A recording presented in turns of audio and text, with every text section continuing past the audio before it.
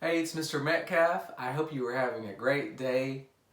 I'm excited to bring you another story from our reading corner today. Let's go ahead and jump right in. The title of this book is The Snatchabook. Who's Stealing All the Stories? By Helen Docherty and Thomas Docherty.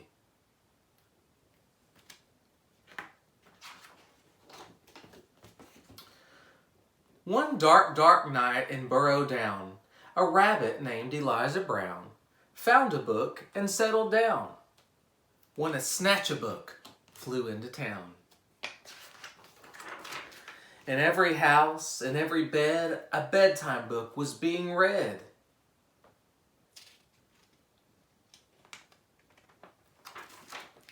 Tales of dragons spitting flames, witches playing spooky games, pirates on the seven seas, princesses trying to sleep on peas. And every child in every bed listened hard to each word said. Eliza Brown, at number 3, was reading quite contentedly. Her curtains opened just a chink. She barely had a chance to blink. Her storybook just disappeared. Eliza found that very weird.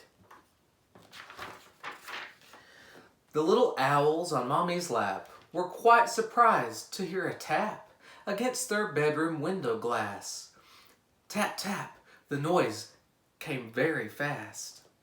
Before they'd even looked around, the book was gone without a sound. The wind blew wild across the sky. The smallest squirrel heard a cry.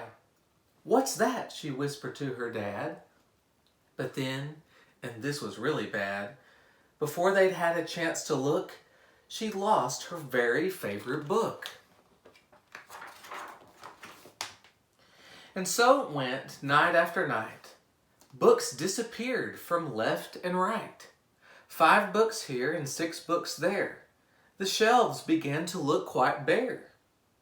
In Burrow Down, the rumors spread of book thieves under every bed. Eliza Brown at number 3 was keen to solve the mystery.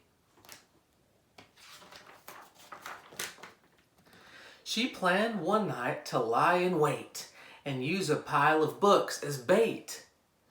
Long hours passed without a peep. She'd nearly fallen fast asleep when suddenly Eliza heard a flap of wings. A bat? A bird? Eliza saw a shadow loom, enormous, right across her room. What kind of monster could it be? Eliza thought. You don't scare me. And yet, her heart was beating fast. She'd have to face the thief at last. She threw the window open wide and shouted to the thing outside, "Stop stealing all our books right now. Just give them back, I don't care how." "I'm sorry," came a little voice. "I really am. I had no choice." Eliza looked down in surprise. She couldn't quite believe her eyes. "So who are you and what's your name?" The creature hung its head in shame. He mumbled with a mournful look, "I'm just a little Snatchabook." Eliza nodded solemnly. She set the creature on her knee. "You can't just come up and help yourself to every book on every shelf." A tear rolled from the creature's eye, and softly he began to cry. "I know it's wrong, but can't you see? I've got no one to read to me."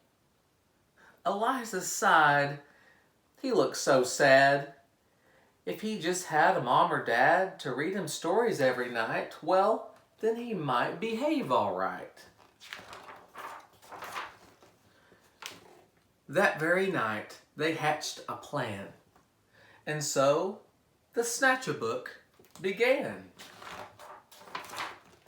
To give back all the books he'd picked. Eliza Brown was very strict. Then, trying hard to prove himself, he stacked them neatly on each shelf.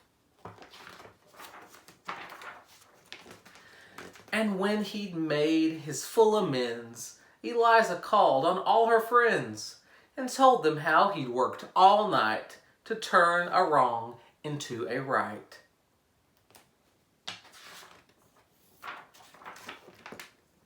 And now each night in burrow down, as darkness falls upon the town, in every house and every bed, a bedtime book is being read.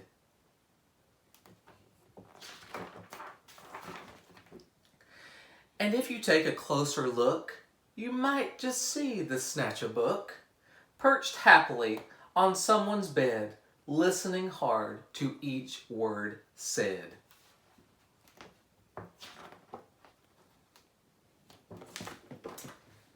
And that's the end of this story. I really like this story. I think that the Snatchabook learned a great lesson about just asking for help. He shouldn't have taken the books from anybody. He just wanted someone to read. And Eliza was a great friend to him to help him in his situation. I hope you have a great day or a great night if you're watching this before bed. And I will see you next time.